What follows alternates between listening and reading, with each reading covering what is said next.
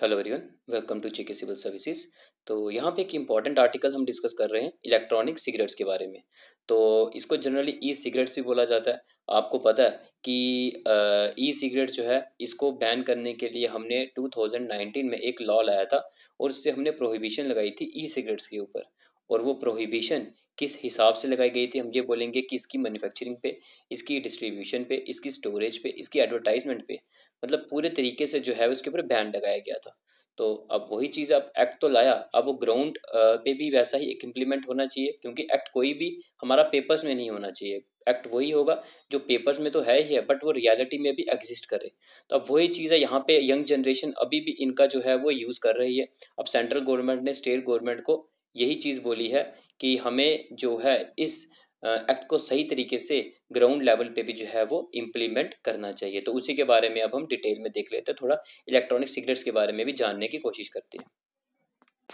ये देखो, यहाँ पे अगर हम इसकी हेडिंग देखें ना आर्टिकल की, तो आर्टिकल की हेडिंग हमें साफ साफ बता रही है, e cigarettes ban violation centre writes to all states for strict implementation of vaping ban.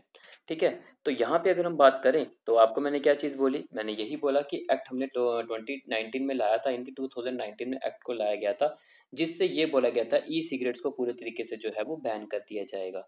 But हमें ये ई सिगरेट्स जो है वो ऑनलाइन अभी भी जो देखने को मिल रहे हैं, टोबैको शॉप्स पे जो है बेचने को मिल रहे हैं। तो यहाँ पे यंग जनरेशन इनका जो है वो कंज्यूम कर रही है। तो यहाँ पे अब वही सेंट्रल गवर्नमेंट ने बोला है कि पूरे तरीके से हमें बैन लगाना है, क्योंकि हमारा जो एक्ट 2019 का बोलता है उसको सही तरीके से इम्प्लीमेंट करना है। तो वही हेल्थ मिनिस्ट्री जो है उसने एक नोटिस इशू किया है, जो कि सेंट्रल गवर्नमेंट के द्वारा स्टेट गवर्नमेंट्स को कि स्ट्रिक्टली इम्प्लीमेंटेशन किया जाए लॉ का। अब हम देख लेते हैं कि ये बैन किस चीज़ों में बात करता है। तो हम ये बोलेंगे, ये बैन की बात करता है कि इसकी मैन्युफैक्चरिंग नहीं की जाएगी, पहली चीज़। दूसरा बैन की बात करता है इसकी सेल नहीं की जाएगी, एडवर्टाइजमेंट नहीं की जाएगी, इम्पोर्ट एक्सपोर्ट नहीं किया जाएगा, इसे डिस्ट्रीब्यूशन नहीं किया जाएगा। इन सब के ऊपर जो है वो बैन की बात करता है। तो आपको पता है उस एक्ट का नाम है prohibition of electronic cigarette act 2019।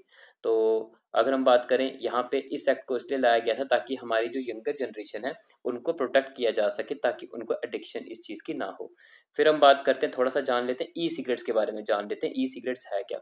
अब जो हम एक्ट देखें जो कि 2019 में लाया था, उस एक्ट की उस एक्ट में अगर ई सिगरेट्स की डेफिनेशन को देखें, तो ई सिगरेट्स की डेफिनेशन हमें ये पता चलती है कि ये एक इलेक्ट्रॉनिक डिवाइसेस है, और इन डिवाइसेस के अंदर आपको एक सब्सटेंस देखने को मिलता है, जो कि आप बोल सकते हो कि एक लिक्विड सब्सटेंस होता है। वो लिक्विड सब्सटेंस आपका निकोटीन होता है और कई सारे केमिकल्स का पूरा एक मिक्सचर होता है। तो वही सब्सटेंस को हीट किया जाता है एक बैटरी के थ्रू, जैसे कि आप यहाँ पे देख सकते हो। यहाँ पे जो है हम बोलेंगे, यहाँ पे जो है लिक्विड सब्सटेंस होगा, ठीक है, वो निकोटीन हो सकता है या फिर और कई सारे केमिकल्स हैं, उनका पूरा एक मिक्सचर होता है। यहाँ पे नीचे बैटरी लगी होती है और बैटरी से ये हीट अप होता है, वेपर्स बनते हैं, और उन वेपर्स को जो है वो इनहेल किया जाता है। ठीक है, तो ये पूरा प्रोसेस होता है ई सिगरेट्स को कंज्यूम करने का।